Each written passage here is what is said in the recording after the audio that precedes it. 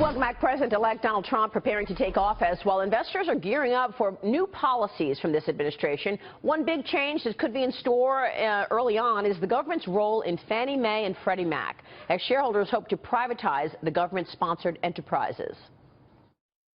One of the things we didn't do, and partially because we have these regulations, there's so many people involved in mortgage regulation, we never finished them all. And you know who got hurt because of that? The American public. We got to get Fannie and Freddie out of government ownership. It makes no sense that these are owned by the government and have been controlled by the government for as long as they have. In many cases, this displaces private lending in the mortgage markets. Joining us right now to talk about that is former Fannie Mae executive and Collingwood Group chairman Tim Rood. Good to see you, Tim. Thanks so much for joining us. Maria. Has this hurt lending and the American public, as Jamie Dimon just said, in terms of government ownership of Fannie Mae and Freddie Mac? Well, I'd say that it's hurt the investors of Fannie Mae and Freddie Mac. I mean, if you think about the concept of a company being nationalized, 80% of a company being nationalized and the government sweeping 100% of the profits. To the average homeowner, to the average lender, I don't think that they see this as really a problem. I mean, a lot of the conversation around reforming Fannie Mae and Freddie Mac looks to be a solution or solutions looking for a problem because credit's available, credit's cheap. Certainly lenders don't have any issues with Fannie Mae and Freddie Mac. Even though 50% or more of mortgages today are not issued by banks, right? Well, banks are terrified about being in the mortgage business. I mean, they think that they've learned their lesson over the years leading up to this, where they thought they were using government programs responsibly, and it turns out that when they thought that they were actually selling the credit risk to the government, they were actually renting it, because as soon as the borrower started to default, they got sued for hundreds of billions of dollars. So that's a cautionary tale, not necessarily for taxpayers, but ultimately for banks. Well, the problem is for taxpayers, isn't it? Because they're standing behind these monsters, and what you really want is to liquidate them so that taxpayers aren't exposed again like before the crisis. I mean, this investor whining about the profits, all of these profits are generated by taxpayers. Yeah, but I mean, the similar argument can be made. I mean, it's kind of like if you push somebody off of a train platform and then grab them and say, I just saved your life. I mean, is that the same thing? Now you owe me the rest of your money for the rest of your life? I mean, why doesn't every Chrysler or GM have a government seal on it? I mean, we don't all have to buy that person's train ticket. Yeah. These are not independent enterprises. They're playing with our money.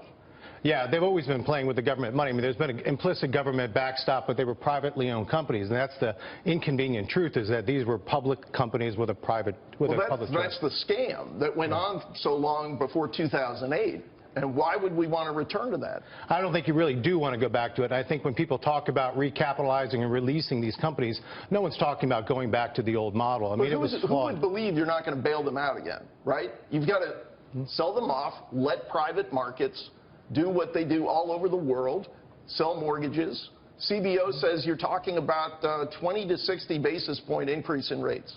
Yeah, I mean, so the government, what we've learned in this most recent economy, and certainly in the defaults or in the housing crisis and the federal financial crisis, is the government doesn't have a real appetite for defaulting. We're perfectly comfortable inflating and bailing people out, but we're not real comfortable with letting individuals or businesses fail. So, I mean, that's not a Fannie Mae or Freddie Mac conversation. That's more of a government. Yeah, but with government still owning these companies, it is. I mean, then they're never going to have allow these companies to fail. Well, the government, because it was backstopping all this Fannie Mae and Freddie Mac debt, it was the implied obligation that they would bail out Fannie Mae and Freddie Mac. That's the problem with the way that they still exist, which is your point. Yeah, it's going to happen again if you privatize. But everybody is going to assume they're going to be there, as you said, because they can't resist bailing them out. So shut them down. So how would privatization of Fannie Mae and Freddie Mac affect the lending environment? Let's talk about that. Let's say they were successful in privatizing these companies.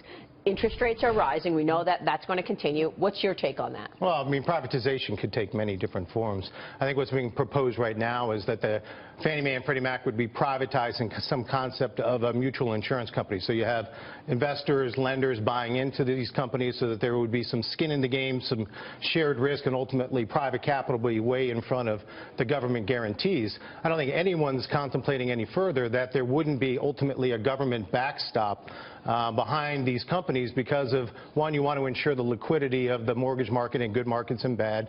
the 30-year fix is in jeopardy, is the argument. And ultimately, you're looking to subsidize mortgage rates, not necessarily for those of us around the table who can afford it and don't really need it, but ultimately for the low to moderate income and harder to serve borrowers so they're not served with a subsidy. What do you think about that, Shane? This is the idea that gave us the financial crisis, is that government has to stand behind this market, even though it functions without a government guarantee in lots of places, including in the U.S., with non-conforming loans.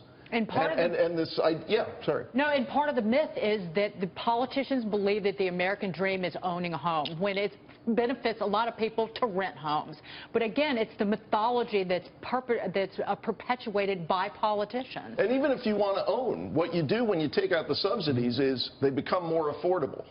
That's really the scam here, isn't it? Is that this is all done in the name of affordability, but all this government backing raises the prices. Well, I mean, the easiest thing is to stay off drugs, right?